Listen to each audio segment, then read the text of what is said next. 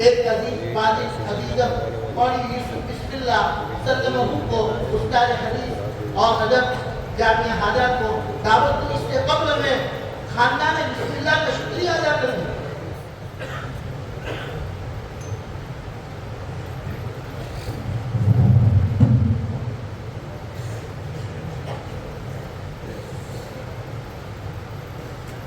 بسم الله الرحمن الرحيم. الحمد لله رب العالمين والصلاة والسلام على سيد الأنبياء والمرسلين وعلى آله وأصحابه وأزواجه وذرياته وأهل بيته أجمعين أما بعد.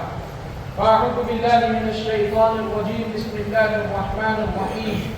هو الذي ينزل الغيث من بعد ما قنطوا وينشر رحمته وهو الولي الحميد. صدق الله العظيم. علماء جناب قدر، قرائے نظام، عزیز طلبہ، حضرت والا رحمت اللہ علیہ کی شخصیت کے تعلق سے آپ نے بیش بہا اور قیمتی باتیں سنی ہیں. میں حضرت والا کی شخصیت کے اس پہلو کو اجاگر کرنا چاہتا ہوں جس پہلو کو آج تک شاید ہندوستان اور بیرون ملک کے اندر کسی نے بیان نہیں کیا ہوگا. اللہ کے رسول صلی اللہ علیہ وسلم پر آیت نازل فرمائی هو الذی ينزل الغیث من بعد ما قنطوا وینشر رحمته وهو الولی الحمید، کہ وہی ذات ہے جو بارش کو برساتا ہے انسانوں کے مانوتا کے مینکائنڈ کے مایوس ہو جانے کے بعد اور اپنی رحمتوں کو پھیلا دیتا ہے. وهو الولی الحمید، وہی کارساز اور قابل تعریف ہے. حضرات مفسرین نے اس آیت مبارکہ کی مختلف تفاسیر بیان کی ہیں. ان میں ایک تفسیر یہ ہے کہ عرب کے اندر جو باشندے تھے وہ اللہ کی کتاب، اللہ کی تعلیمات سے مایوس ہو چکے تھے. اصل میں قیس کا جو لفظ ہے وہ کہتے ہیں کسی کام کے لیے پکارنا، اہم کام کے لیے دعوت دینا، کسی اہم کام کے لیے بلانا، اس کے لیے قیس کا لفظ استعمال ہوتا ہے. اللہ کے رسول صلی اللہ علیہ وسلم کو پوری انسانیت کی ہدایت کے لیے اللہ تعالیٰ نے اس دنیا کے اندر برپا فرمایا جب انسانیت نا امید ہو چکی تھی. اور پھر اللہ کے رسول صلی اللہ علیہ وسلم کے واسطے سے یہ اعلان کر دیا گیا العلماء ورثۃ الانبیاء، کہ علماء انبیاء کے وارث ہیں. جس طرح نبی کے ذریعے سے انسانی ہدایت کا کام لیا گیا، اسی طرح انبیاء کے وارثین ایسے پیدا ہوتے رہیں گے، اصحاب ایسے آتے رہیں گے، علماء ایسے پیدا ہوتے رہیں گے، مجوّدین ایسے پیدا ہوتے رہیں گے کہ جب انسانیت مایوس ہو جائے گی، لوگ مایوس ہو جائیں گے، لوگ کسب کرسی کی زندگی گزاریں گے، اس وقت وہ چراغ روشن کریں گے، اس وقت وہ علم کی کرن سے لوگوں کو منور کریں گے. بلا شبہ کسی خوف اور تردد کے آج کی اس محفل میں اور مجلس میں میں کہتا ہوں اور میں کہہ سکتا ہوں کہ ہندوستان میں خاص طور پر گجرات کی سرزمین مایوس ہو چکی تھی. یہاں گھر گھر میں پیدا ہونے والا بچہ قرآن کریم غلط پڑھ رہا تھا.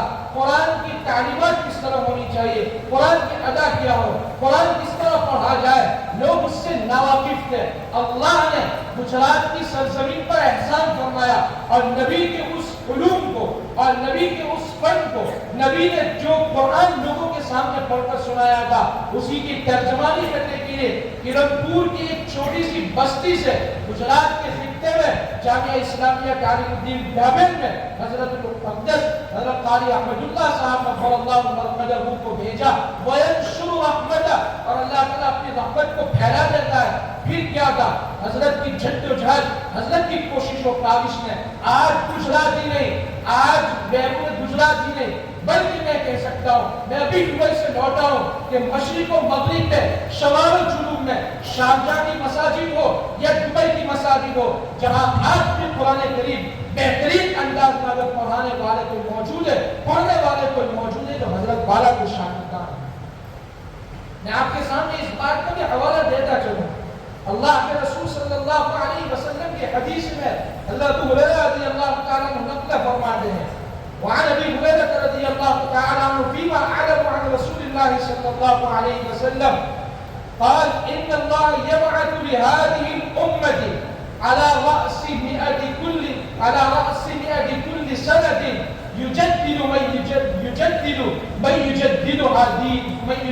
دینا کہ اللہ تعالیٰ ہر 100 سال کے سرے پر یا اخیر کے اندر ایک مجدد کو پیدا کرتا ہے. ملا علی قاری رحمۃ اللہ علیہ فرماتے ہیں والمراد بها جماعة يجدد كل أحد في بلد في فن أو في فنون من العلوم الشرعية ما تيسر له من التحريرية أو التقريرية.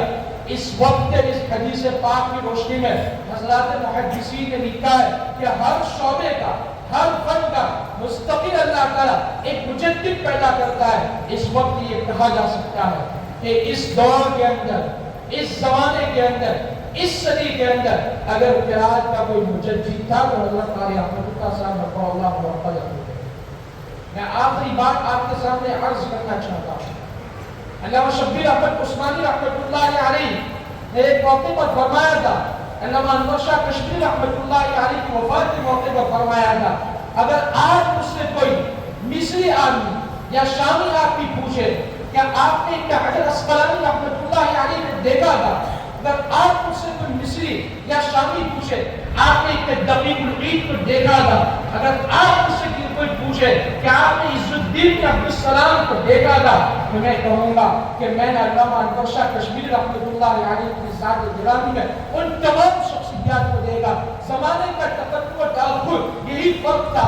آج کسی جامعۃ القرآن کی اسٹیج سے جو حضرت کی مراد ہے, جس کو اصرار کر کے والد محترم کو حضرت والا رحمۃ اللہ علیہ نے تیار کیا, آمادہ کیا اور اس جامعہ کی بنیاد پڑی.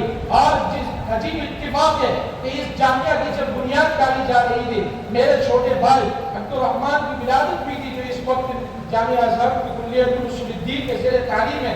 والد صاحب نے حضرت والا سے فرمایا کہ آج بیٹے کی ولادت ہوئی ہے. حضرت رحمۃ اللہ علیہ نے فرمایا کہ اس بچے کا نام عبدالرحمن رکھو, یہ نیک پال لیتے ہوئے کہ اس ہندوستان کے خطے میں, اس ہندوستان کی سرزمین پر اگر قرات کا فن ترویج پایا ہے تو اس کی بنیاد اور اساس حضرت قاری عبدالرحمن صاحب مکی رحمۃ اللہ علیہ ہے. میں بتانا چاہتا ہوں, اگر آج کویت کا کوئی قاری یا مصر کا کوئی قاری یا شام کا کوئی قاری یا لبنان کا کوئی قاری یا ایمن سویت مجھ سے پوچھے یا طبیب زواری مجھ سے پوچھے یا جامعہ ازہر میں بسنے والا اور قرات کی خدمت کرنے والا کوئی قاری مجھ سے پوچھے, تو میں تمام قراءوں کی طرف سے یہ بات کہہ سکتا ہوں, حضرت کے شاگردوں کی یہ آواز نقل کر سکتا ہوں کہ میں نے علامہ دانی کو تو نہیں دیکھا, میں نے علامہ شاطبی کو تو نہیں دیکھا, میں نے علامہ جزری کو تو نہیں دیکھا, میں نے قاری کامل کو تو نہیں دیکھا, میں نے قاری عتیق کو تو نہیں دیکھا, میں نے حضرت قاری احمد اللہ صاحب رحمہ اللہ مرحبا کی ذات گرامی میں دانی کے علوم کو بھی دیکھا, شاطبی کے اشعار کو بھی دیکھا, اور اس کے علاوہ جتنے قراء نظام اس سے پہلے گزر چکے ان تمام کے علوم و فنون کو حضرت والا کی ذات گرامی کے اندر دیکھا. میں اس وقت آپ کے سامنے بہت کچھ سنا سکتا ہوں. کل حضرت والا کے میرے والد محترم کے ساتھ, میرے خاندان کے ساتھ, ہم سب بھائیوں کے ساتھ, میری بہن کے ساتھ, ہمارے والدہ کے ساتھ جو احسانات رہے, جو دعائیں رہی ہے, اس کو ہم بیان نہیں کر سکتے ہیں. میں بلا شبہ یہ کہہ سکتا ہوں, جامعہ اسلامیہ تعلیم الدین دابیر کا شعبہ قرات اور جامعہ القرات کا یتیم ہو گیا ہے. ما رأينا الداني ما رأينا الشاطبي ما رأينا الجزري ولكن رأينا الشيخ أحمد الله القاسم وآخر دعوانا الحمد لله رب العالمين.